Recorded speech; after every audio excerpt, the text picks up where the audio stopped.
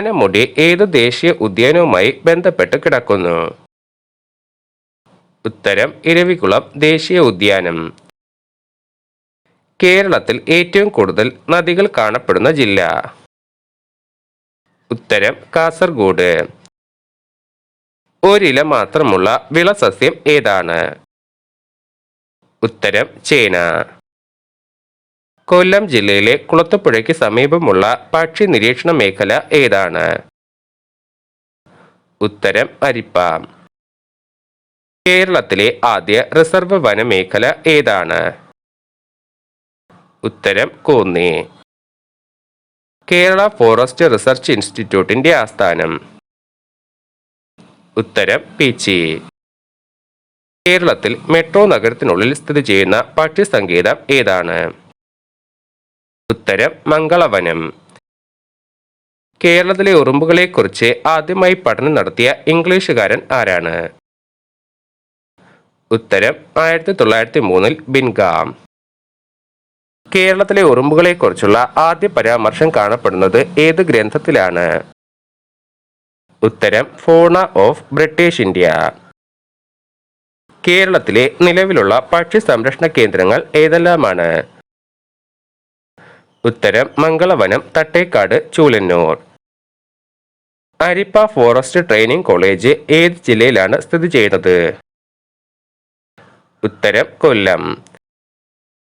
കണ്ടൽ കാടുകൾക്കിടയിൽ എന്റെ ജീവിതം ആരുടെ ആത്മകഥയാണ്? ഉത്തരം കല്ലൻ പൊക്കൂടൻ.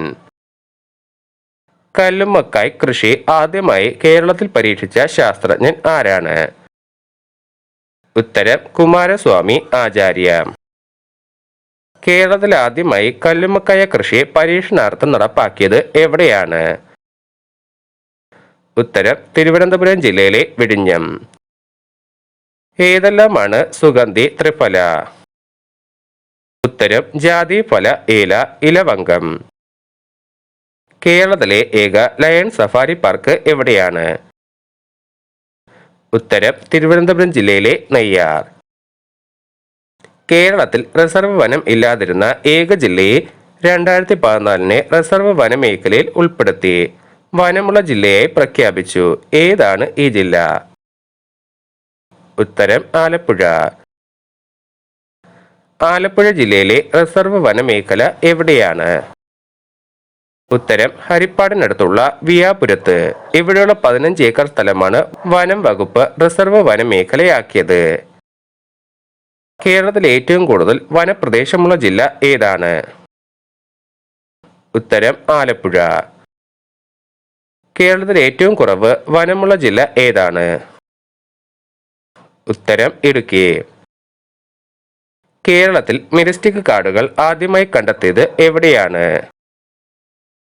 ഉത്തരം ചെന്തുരണി, കുളത്തൂപ്പുഴ വനമേഖലയിൽ. 1960 ഇതിനെ കണ്ടെത്തിയത്. കേരളത്തിന്റെ സംസ്ഥാന പക്ഷി ഏതാണ്? ഉത്തരം മലമുഴക്കി വേഴാമ്പൽ. കേരളത്തിൽ കണ്ടുവരുന്ന പാമ്പുകളിൽ ഏറ്റവും വിഷമുള്ളത് ഏതിനാണ്? ഉത്തരം വെള്ളിക്കെട്ടൻ. കേരളത്തിൽ കണ്ടുവരുന്ന ഏറ്റവും വലിയ നിശാശലഭം ഏതാണ്?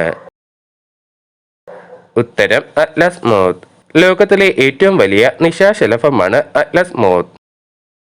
കേരളത്തിന്റെ തീരങ്ങളിൽ കാണപ്പെടുന്ന കടൽ പാമ്പുകളിൽ ഏറ്റവും ചെറിയ പാമ്പ്? ഉത്തരം അറബിക്കടൽ പാമ്പ്. കേരളത്തിൽ ഏറ്റവും കൂടുതൽ ലഭിക്കുന്ന മത്സ്യം? ഉത്തരം മത്തി. IUCN റെഡ് ലിസ്റ്റിൽ ഉൾപ്പെടുത്തിയ കേരളത്തിലെ ചില നദികളിൽ മാത്രം കണ്ടുവരുന്ന മത്സ്യം? ഉത്തരം മിസ് കേരള എന്ന ശുദ്ധജല അലങ്കാര മത്സ്യം. ഇന്ത്യയിലെ ആദ്യത്തെ നേച്ചർ ക്യാമ്പിനെ ചുക്കാൻ പിടിച്ചത് ആരാണ്?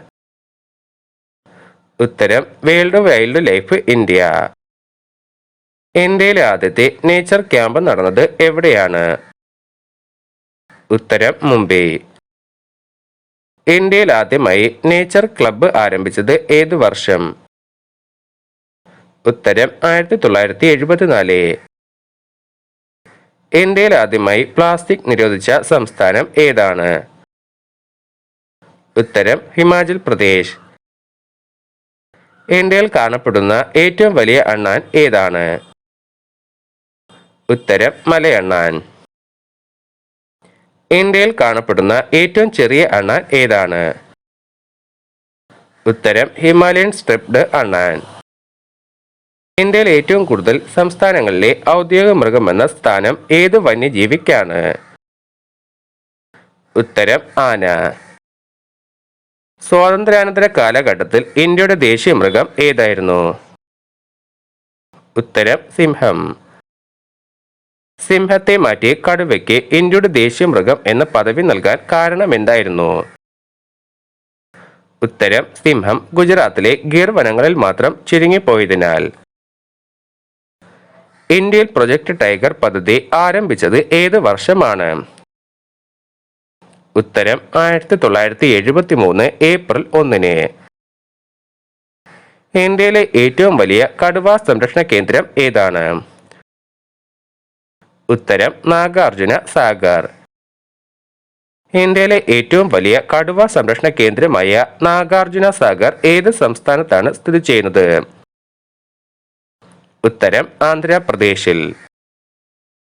ഇന്ത്യയിലെ ഏറ്റവും ചെറിയ കടുവ സംരക്ഷണ കേന്ദ്രം ഏതാണ്? ഉത്തരം ബോർ.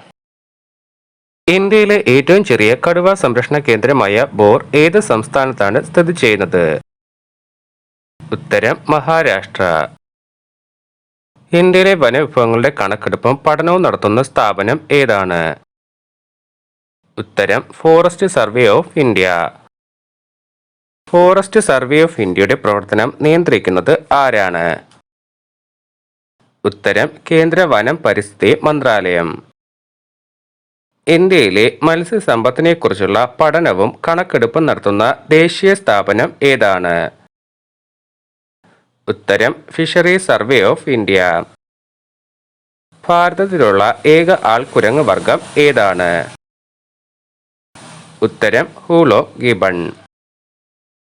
മിസോറാം സംസ്ഥാനത്തിന്റെ ഔദ്യോഗിക മൃഗം ഏതാണ്? ഉത്തരം ഹൂളോ ഗിബൺ. ഇന്ത്യയിൽ എത്ര കടുവ സംരക്ഷണ കേന്ദ്രങ്ങളുണ്ട്? ഉത്തരം 47. പശ്ചിമഘട്ടത്തിൽ എത്ര കടുവ സംരക്ഷണ കേന്ദ്രങ്ങളുണ്ട്? ഉത്തരം 9. ഇന്ത്യയിൽ പ്രൊജക്ട് എലിഫന്റ് പദ്ധതി ആരംഭിക്കാൻ സഹായിച്ച മലയാളിയായ പരിസ്ഥിതി പ്രവർത്തകൻ ആരാണ്? ഉത്തരം CK കരുണാകരൻ IFS. പെലിക്കൺ എന്ന വലിയ നീർപ്പറവയുടെ ഇന്ത്യയിലെ ഏറ്റവും വലിയ പ്രജനന കേന്ദ്രം കണ്ടെത്തിയത് ആരാണ്? ഉത്തരം ഇന്ദുചൂടൻ. ഇന്ത്യയിലെ ഏറ്റവും വലിയ പെലിക്കൺ ട്രീ കണ്ടെത്തിയത് എവിടെയാണ്? ഉത്തരം ആന്ധ്രാപ്രദേശിലെ ഗോദാവരി ജില്ലയിലെ ആരഡ് എന്ന സ്ഥലത്ത് 1947.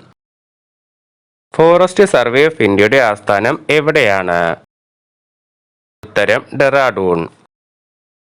സാലിം അലിയുടെ ആത്മകഥയുടെ പേര് എന്താണ്? ഉത്തരം ഒരു കുരുവിയുടെ പതനം അല്ലെങ്കിൽ ഫാൾ ഓഫ് എ സ്പാരോ. കേന്ദ്ര സർക്കാരിന്റെ വനം പരിസ്ഥിതി മന്ത്രാലയം ടാക്സോണമി അഥവാ വർഗീകരണ ശാസ്ത്രം എന്ന ശാഖയിലെ ഗവേഷണ പഠനങ്ങളിൽ പ്രാഗൽഭ്യം തെളിയിക്കുന്നവർക്ക് നൽകുന്ന ദേശീയ പുരസ്കാരത്തിന്റെ പേര് എന്താണ്?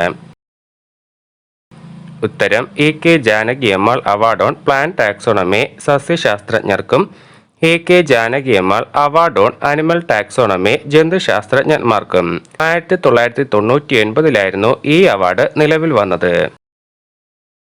പാമോയിൽ എന്ന ഭക്ഷ്യ എണ്ണയുടെ സ്രോതസ്സായ വൃക്ഷം ഏതാണ്?